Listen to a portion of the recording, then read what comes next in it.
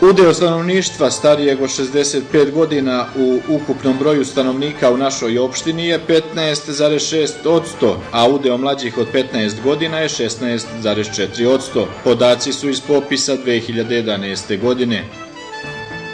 Članice samostalnih sindikata građevinarstva, šumarstva i putne privrede traže da država donese propise na osnovu kojih bi se priznao i vrednovao rad žene u kući.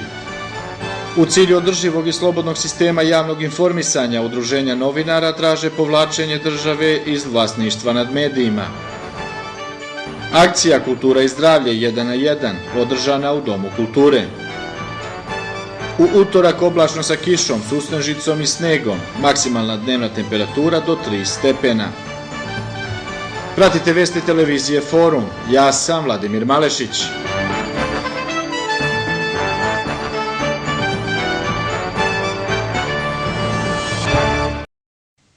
U Domu kulture u subotu i nedelju održana je akcija pod nazivom Kultura i zdravlje 1 na 1.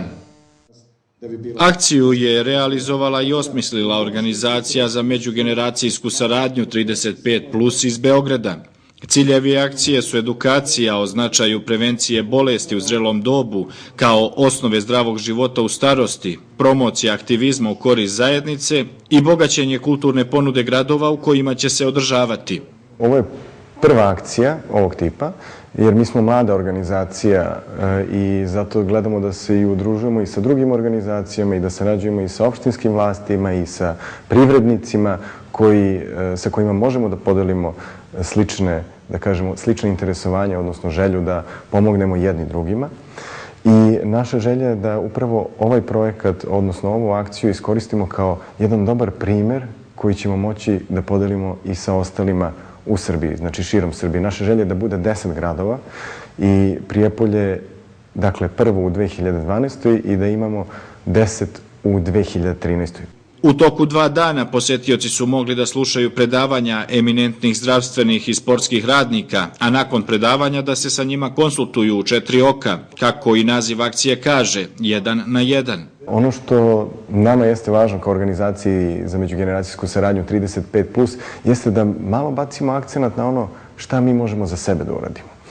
Šta jedna sredina može u stvari za sebe da uradi, jer već davno imamo problema, eto, posljednjih 20 godina, kažemo, neko bi rekao i 25 ili 30, da nema sistem koji nama pomaže. Znači, mi moramo da izgradimo sistem i odakle ćemo ga izgraditi ako mi uradimo stvari u svojoj kući.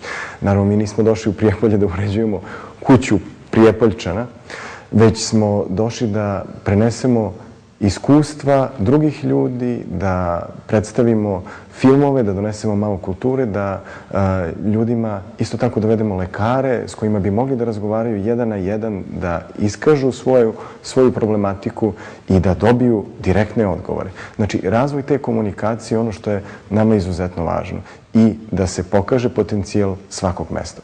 Uspešne akcije lokalnog aktivizma prezentovali su glumac Branislav Trifunović, Dalibor Stojanović i Vladimir Ivanović, a prikazani su i filmovi Agi i Emi, Valter i Zvezda je rođena.